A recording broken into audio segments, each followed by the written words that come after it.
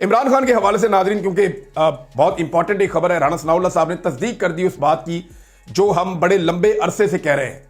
यानी लोग इसको मानते नहीं हैं, लेकिन अब राणा सनाउल्लाह साहब जो खुद हुकूमत का हिस्सा है, वफाकी हुकूमत है, उन्होंने इस बात की तस्दीक की कि पाकिस्तान तहरीक इंसाफ के लोग कह रहे हैं, सवाल उनसे पूछा गया कि इमरान खान साहब को रिहा किया जाए और उन्हें मुशावरत में शामिल किया जाए कौमी यकजहती के लिए। तो इस पर राणा सनाउल्लाह साहब ने कहा कि इमरान खान ना रिहा होने को तैयार है ना बैठने को तैयार है, आप बताएं हम इनका क्या करें। देखिए, एक तो राणा साहब, हुकूमत की इतनी औकात ही नहीं है कि वो बैठ के कोई बात कर सके। हुकूमत तो इमरान खान साहब की मुलाकात नहीं करवा सकती उनकी बहनों से या उनके रिश्तेदारों से या उनके साथियों से या उनके वकला से, बल्कि हुकूमत आलाकार के तौर के ऊपर मरियम नवाज और एस्टेब्लिशमेंट मिलकर वहां पर रोकते हैं बाकायदा कि मुलाकात हो ना जाए। दूसरी बात यह है कि इमरान खान बैठने को तैयार है, बात करने को तैयार है, लेकिन जो बाइख्तियार लोग हैं उनके साथ बात करने को तैयार है, लेकिन वो डील नहीं करना चाहता। प्रॉब्लम यह है कि वो ये कहता है कि बातचीत करो मेरे साथ, मसले का हल निकालो, लेकिन मुझे कोई डील नहीं चाहिए। इमरान खान कहता है कि मैं नवाज शरीफ नहीं बनना चाहता और ना मैं कभी नवाज शरीफ बनूंगा। इमरान खान की कोई भी बातचीत हुई तो ये याद रखिएगा कि आखिर में यह प्रोपेगेंडा किया जाएगा कि इमरान खान भी अब नवाज शरीफ बन गया है। यानी अब जो इमरान खान के मुखालिफिन के पास आखिरी हल बचा है, आप अंदाजा कीजिए कि नवाज शरीफ साहब किस लेवल पे पहुंच गए हैं। वो आखिरी हल ये है कि इमरान खान को नवाज शरीफ करार दे दो कि नवाज शरीफ तो बर्बाद हुआ, इमरान खान को भी बर्बाद करवा देते हैं, तो एस्टेब्लिशमेंट के साथ मिलकर कुछ ना कुछ करके अपना इक्तदार बचा कर रखते हैं। लेकिन इमरान खान इस पर बांध नहीं रहा। अब इमरान खान के पास तीन रास्ते हैं इमरान खान के पास। या तो वो नवाज शरीफ बन जाए, पहला रास्ता, जिससे इमरान खान साहब ने इनकार किया कि नवाज शरीफ मैं नहीं बनूंगा। इमरान खान के बाद दूसरा रास्ता यह है कि वो जेल में लंबा अरसा गुजारने के लिए तैयार हो जाए जब तक कि यह निजाम थक के इमरान खान साहब को बाहर ना निकाल दे। यह है दूसरा रास्ता जो इमरान खान साहब के पास है। तीसरा रास्ता यह है कि इमरान खान साहब अवामी ताकत से इस निजाम को शिकस्त देकर बाहर आ जाए, लेकिन इसके लिए उनकी लीडरशिप को हौसला करना पड़ेगा, उनकी लीडरशिप को तगड़ा होना पड़ेगा। लीडरशिप ने अवाम को कमजोर कर दिया, उल्टा डी चौक में ले जाते हैं लोगों को और वहां से खुद भाग जाते हैं, और ये बार बार किया। और अली अमीन गंडापुर का इसमें बहुत बड़ा रोल है। अली अमीन गंडापुर अगर बहादुरी दिखाते, दिलेरी दिखाते, तो आज सूरत मुख्तलिफ होती। अली अमीन गंडापुर एक सूबे का वजीर आला है और उस सूबे के सया सफेद का मालिक है। वहां की अवाम उसके साथ खड़ी हुई है, वो बहुत ताकतवर है। वहां पे इतना मैंडेट कभी किसी को नहीं मिला। वो जितना चाहे दबाव डाल सकता था वफाक के ऊपर, लेकिन बदकिस्मती से उसने दबाव में आना पसंद किया, दबाव डाला नहीं। हत्ता कि जिन लोगों को वो लेकर आए थे इस्लामाबाद, उनको इंसाफ तक नहीं दिलवा सके। अब 4-4 महीने की सजा हो गई है।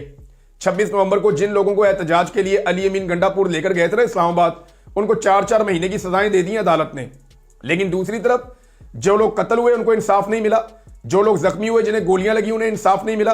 गोली किसने चलाई कोई पता नहीं, सीसीटीवी फुटेज कहां है कोई पता नहीं, कत्लों के मुकदमे कहां हुए कोई पता नहीं।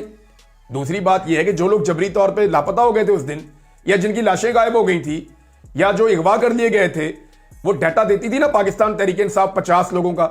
अली अमीन गंडापुर ने खुद क्लेम किया कि जनाब कुछ मिल गए हैं, हमारे 35 के करीब लोग रह गए हैं। उसके बाद से लेकर अब तक ना किसी ने पूछा ना इन्होंने बताया। तो वो लोग कहां गए, ये भी एक बड़ा सवाल है। तो अवाम को इन्होंने खुद ही पीछे कर दिया। इमरान खान के बाद जो तीसरा रास्ता है, अब उसमें लीडरशिप को हौसला करना पड़ेगा, अवाम को निकलना पड़ेगा, और यही वो रास्ता है जिससे पाकिस्तान आगे निकल सकता है कि सिस्टम को शिकस्त दी जाए, सिस्टम को घुटनों के ऊपर लाया जाए और अवामी ताकत से ये चीज की जाए। पाकिस्तान की हुकूमत जो है वो मादरत ख्वाना रवैये के साथ तो बात नहीं बनेगी, और भारत को बात समझ भी नहीं आती जब तक कि आप सीधे खड़े होकर बात नहीं करते। ये इनका तरीकाकार है, जितना आप झुकते जाएंगे उतना आपको झुकाते जाएंगे। आसपास के मुल्कों के साथ, लोगों के साथ इन्होंने ऐसा ही रवैया रखा है। अब आप सिर्फ ये देखेंगे पाकिस्तान ने कितनी जबरदस्त एक ऑफर की है कि आप अक़वाम मुत्तहिदा का कोई कमीशन बना लें, यूनाइटेड नेशन में चले जाएं, वहां से एक कमीशन बना लें और वो कमीशन आके फैसला कर ले। और भारत इसके ऊपर मान नहीं रहा, अभी तक कोई जवाब नहीं दे रहा। उसका जो सबसे बड़ा रीजन है वो ये है कि भारत को आइडिया है कि वहां पे जो हुआ उसके अंदर पाकिस्तान या पाकिस्तान की गवर्नमेंट मुलव्वस नहीं है। पाकिस्तान इस वक्त पूरी दुनिया में अपना इमेज बेहतर करने की कोशिश कर रहा है। पाकिस्तान इस वक्त अमेरिका की हुकूमत के साथ बेहतरीन ताल्लुकात बनाना चाह रहा है। तो कोई बेवकूफ़ी होगा जो उस वक्त इंडिया के अंदर अटैक करवा देगा या मकबूजा कश्मीर में अटैक करवा देगा जिस वक्त अमरीकी नायब सदर इंडिया के अंदर मौजूद होगा। ये बात सबको समझ आती है, लेकिन फिर भी देखें अब इंडिया के अंदर ये मामला इतना बढ़ चुका है जंगी जुनून कि अमेरिका भी ये समझता है कि इंडिया को कोई ना कोई एक्शन लेना पड़ेगा। पाकिस्तान ने कुछ इकदाम किए हैं जिनसे अंदाजा हो रहा है कि इंडिया क्या करने जा रहा है। देखें, सबसे पहले तो ये खबर है कि आज़ाद कश्मीर में 1000 से ज़ायद जो मदारिस हैं उन्हें 10 दिन के लिए बंद करने का हुक्म दिया गया है। ये बाकायदा इसको एक नोटिफिकेशन जारी किया गया है, लेकिन इसमें जो असल वजह है वो नहीं बताई गई कि असल वजह क्या है। लेकिन ये कहा गया कि सिक्योरिटी हुकाम को खदशा है।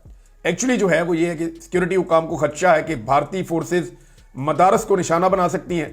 ये माजिद निज़ामी साहब ने ये खबर दी है, और बाद में उन्हें अस्करी तरबियत गाहें भी करार दिया जा सकता है।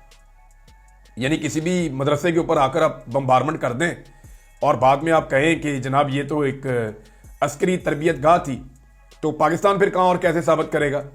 मदारस को तो पहले ही सारी दुनिया जो है वो नफरत की निगाह से देखती है।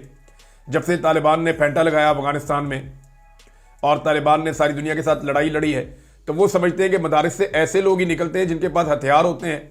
मदारस से ऐसे ही लोग निकलते हैं जो दुनिया के अंदर जंग छेड़ते हैं। मदारस के अंदर से उलमा इकराम निकलते हैं, अमन का प्यार का दर्स देने वाले लोग भी निकलते हैं। वहाँ से कुरान और हदीस की तालीम लोग हासिल करते हैं और वो शानदार तालीमात हैं। तो ये एक इम्प्रेशन मुसलमानों के खिलाफ बनाया गया है। तो इंडिया किसी मदरसे पे अटैक कर सकता है, इस खदशे के पेश नज़र पाकिस्तान ने फौरी तौर पे कोई 1000 मदारिस हैं उन्हें अगले 10 दिन के लिए बंद करने का नोटिफिकेशन जारी करवा दिया, और वजह नहीं बताई गई, खदशे का इजहार नहीं किया गया ताकि अवाम में अफरा तफरी ना फैले। ये दुनिया न्यूज़ ने भी इस खबर को जारी किया है। बहरहाल एक तो फौरी तौर पे ये किया गया कि आप इन्हें हटाएं यहाँ से। दूसरा, कुछ इतलात आ रही हैं कि आज़ाद कश्मीर के इलाकों में लोगों को कहा गया कि आप राशन भी जखीरा कर लें, हो सकता है कोई लड़ाई लग जाए।